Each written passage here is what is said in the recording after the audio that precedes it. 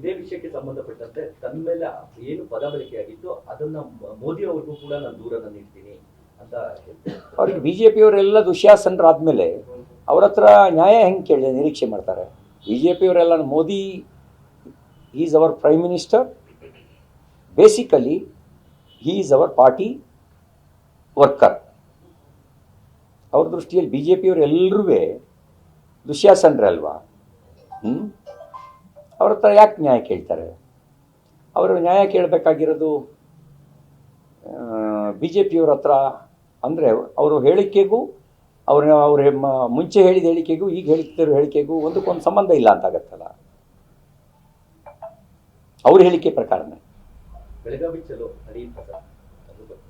ನಮ್ಮ ಪಕ್ಷದ ರಾಜ್ಯಾಧ್ಯಕ್ಷರು, ಪಕ್ಷದ ವರಿಷ್ಠರು ಅವ್ರು ಕೂತು ತೀರ್ಮಾನ ಮಾಡ್ತಾರೆ.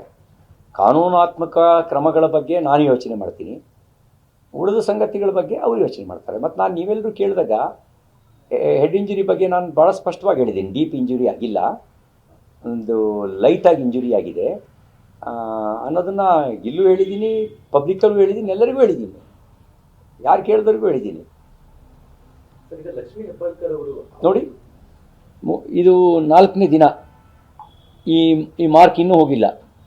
4ನೇ ದಿನ ವರ್ಲ್ಡ್ ಮ್ಯಾಪ್ ಥರ ಇದೆ ಮಾರ್ಕು. ಇದು ಯಾರು ಮಾಡಿದ್ದು? ಈ ಥರದ 3-4 ಮಾರ್ಕ್ಗಳು ನನ್ನ ಪಕ್ಕೆಲುಬು, ಬೆನ್ನಿನ ಹಿಂದ್ಗಡೆ ಇದೆ.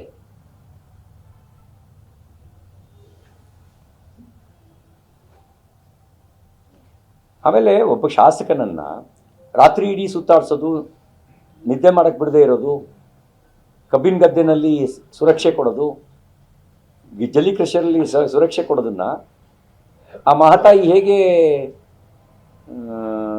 ಒಪ್ಕೊಳ್ತಾರೆ? ಯಾರಿಗೆ ಡೈರೆಕ್ಷನ್ ಕೊಟ್ಟಿದ್ದು? ಜನಸಾಮಾನ್ಯರನ್ನು ಹಂಗೆ ನಡ್ಸ್ಕೊಳಂಗಿಲ್ಲ, ಅದು ಇನ್ಹ್ಯೂಮನ್ ಆಗತ್ತೆ, ಮಾನವ ಹಕ್ಕುಗಳ ದಮನ ಆಗತ್ತೆ ಜನಸಾಮಾನ್ಯರು ನಡೆಸ್ಕೊಳ್ಳೋದನ್ನು. ನಾನು ಅವ್ರು ಕೊಟ್ಟಿರೋ ದೂರಿಗೆ ನಂದೇನು ತಕರಾರಿಲ್ಲ, ತನಿಖೆ ಆಗಲಿ, ನ್ಯಾಯಾಲಯ ಏನು ತೀರ್ಪನ್ನು ಕೊಡುತ್ತೆ.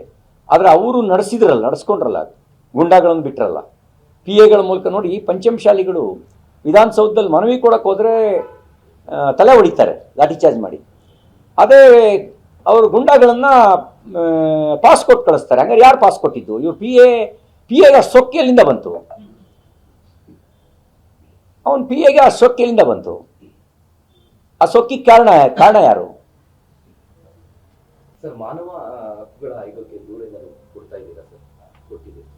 ಎಲ್ಲ ಮಾನವ ಹಕ್ಕುಗಳ ಆಯೋಗಕ್ಕೆ ಪ್ರೈವೇಟ್ ಕಂಪ್ಲೇಂಟ್ ಕೊಡೋದು, ಮಿಸ್ಬಿಹೇವ್ ಮಾಡಿದ ಪೊಲೀಸ್ ಅಧಿಕಾರಿಗಳ ಮೇಲೆ ದೂರು ಕೊಡೋದು, ಹಕ್ಕುಚ್ಯುತಿ ಮಂಡಿಸೋದು, ಇವೆಲ್ಲವನ್ನು ಮುಕ್ತವಾಗಿ ಇಟ್ಕೊಂಡಿದ್ದೀವಿ.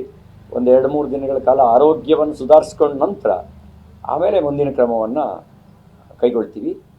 ನಮ್ಮ ವಕೀಲರ ಜೊತೆಗೆ ನಾನು ಸಂಪರ್ಕದಲ್ಲಿದ್ದೀನಿ, ಪಕ್ಷದ ವರಿಷ್ಠರ ಜೊತೆಗೂ ನಾನು ಸಂಪರ್ಕದಲ್ಲಿದ್ದೀನಿ.